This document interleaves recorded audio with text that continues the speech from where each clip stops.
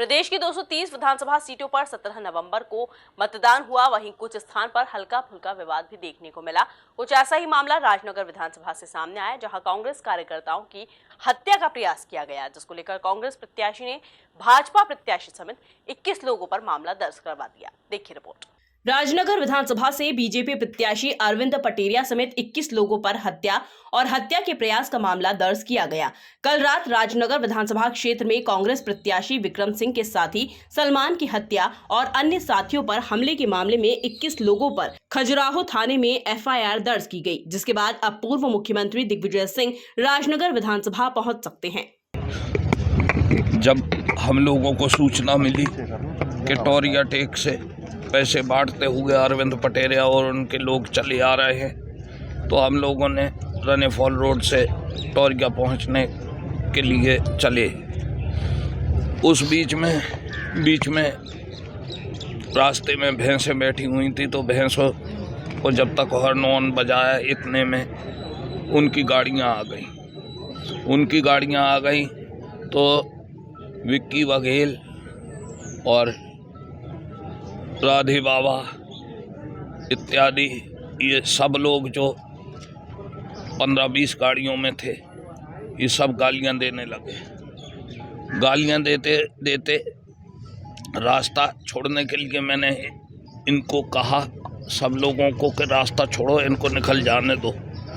उस बीच में इन्होंने अपशब्दों का प्रयोग करते हुए कहा कि चढ़ा दो इन पे गाड़ियाँ। मैं जल्दी से गाड़ी के अंदर घुस गया। सलमान बेचारा गाड़ी के अंदर नहीं आ पाया, और सत्यम शिवम बुंदेला जो हमारे यूथ कांग्रेस के अध्यक्ष हैं राजनगर विधानसभा के, उनको पैर में गाड़ी लगी। वो तरुण ने उनको खींच लिया, नहीं तो उनका भी वही हाल होता। हमारे भाई का कत्ल कर दिया गया और प्रशासन मूक बैठा हुआ है, और जो हत्यारे हैं वो खुलेआम घूम रहे हैं। ऐसे प्रशासन से मध्य प्रदेश ऊब चुका है, और ऐसे हत्यारों को मेरी जनता से अपील है कि ऐसे हत्यारों को वोट ना दे। मेरी जनता से, राजनगर विधानसभा की जनता से अपील है, ऐसे हत्यारों को वोट ना दे जिन्होंने मेरी आंखों के सामने मेरे सलमान भाई को। नहीं, बिल्कुल नहीं। मैंने अभी नाती राजा जी से बात करी, 1.5-2 घंटे पहले कुछ झड़प हुई थी। मैंने एसपी से बात करी, उसने कहा झड़प हुई थी। नाती राजा ने खुद कहा कि कुछ ऐसी बात नहीं, कोई हत्या नहीं हुई। तो पता नहीं ये खबर कहाँ से, जब कैंडिडेट ही कह रहा है ऐसी बात नहीं हुई, तो वो सही है। आप आखिरी घंटों में इसका प्रयास कर रहे हैं कि किसी तरह कल पूरे दिन शराब बांटी है, पैसा बांटा है।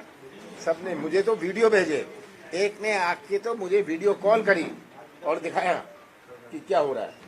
इस पूरे मामले में भाजपा प्रत्याशी अरविंद पटेरिया ने भी वीडियो जारी कर अपनी बात रखी, जहां उन्होंने इन सभी आरोपों को बेबुनियाद बताया।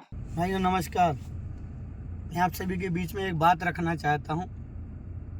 आज जब मैं सुबह मतदान के लिए उठा तो मुझे पता चला फेसबुक के माध्यम से कि माननीय विधायक जी के द्वारा एक आरोप लगाया जा रहा है कि मेरी गाड़ी के द्वारा एक व्यक्ति की हत्या की गई है।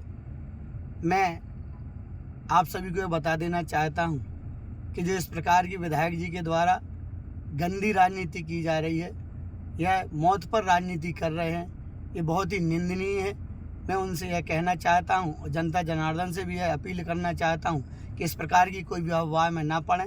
ये हमेशा झूठ की राजनीति करते आए, 20 साल हो गए, जनता जाग चुकी है। ये भगवान से झूठ बोलने से नहीं डरते, तो ये तो इंसान है। तो मेरा आप सभी से ये कहना है कि आप इस प्रकार के कोई भी भ्रम में ना पड़ें। यह मुझे बदनाम करने का षड्यंत्र है। ये मौत पर भी राजनीति करने से नहीं चूकते हैं। मेरा यहाँ पर आप सभी से कहना है कि मैं अगर दोषी पाया जाता हूँ, और अगर मैं दोषी हूँ, तो मैं प्रशासन से भी यह आग्रह करता हूँ कि इसकी जो न्यायिक जाँच हो वो कराई जाए, और दोषी पर सख्त से सख्त कार्रवाई की जाए।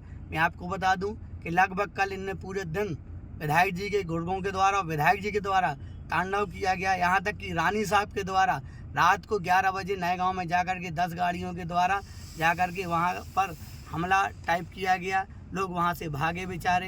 एक बमीठा में जाकर के इनके लोगों ने एक जो हमारा कार्यकर्ता था उसके गर्दन पर तमंचा रखा और कहा कि चले जाओ घर, नहीं तो जिंदा नहीं छोड़ेंगे।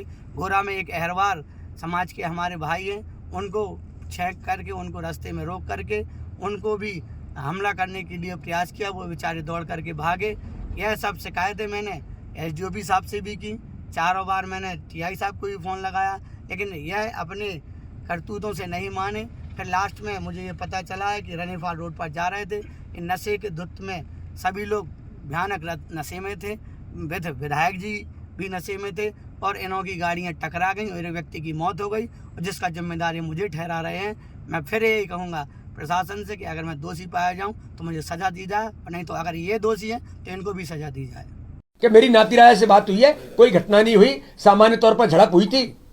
अब वो आदमी कैसे मर गया, खुद कमलनाथ जी कह रहे हैं ऐसी कोई घटना नहीं हुई, और उसके बाद भाजपा के प्रत्याशी के ऊपर 302 की एफआईआर। चुनाव के 2 घंटे बचे थे केवल चुनाव को प्रभावित करने के लिए।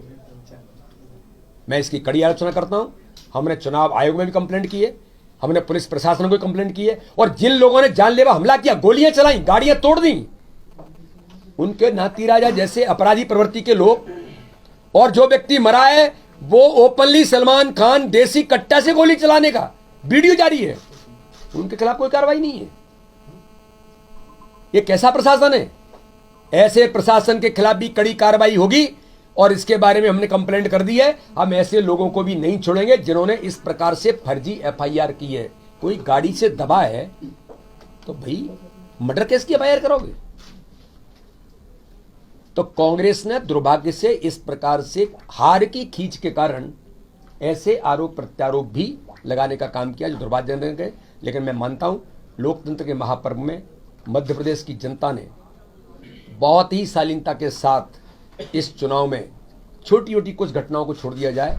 इस प्रकार के तथाकथित जो लोग हैं कि खुद घटनाएं करते हैं, बाद में आरोप लगाते हैं। बाकी पूरे मध्य प्रदेश में शांतिपूर्वक मतदान हुआ है। मैं सभी मतदाता भाइयों का, सभी मतदान में लगे हुए कर्मचारी भाई और बहनों का, भारतीय जनता पार्टी के सभी कार्यकर्ताओं का हृदय से धन्यवाद और आभार करता हूं कि आज इस लोकतंत्र के महापर्व में सबने अपनी महत्वपूर्ण भूमिका निभाई और अपने मध्य प्रदेश को स्वर्णिम मध्य प्रदेश बनाने के लिए मतदान किया है, जो 3 तारीख को भारतीय जनता पार्टी की सरकार के रूप में प्रकट होगा। बहरहाल अब देखना होगा कि राजनगर विधानसभा क्षेत्र में उठा सियासत का यह बवंडर कहां जाकर शांत होता है। Bureau report, MP news, Khajuraho.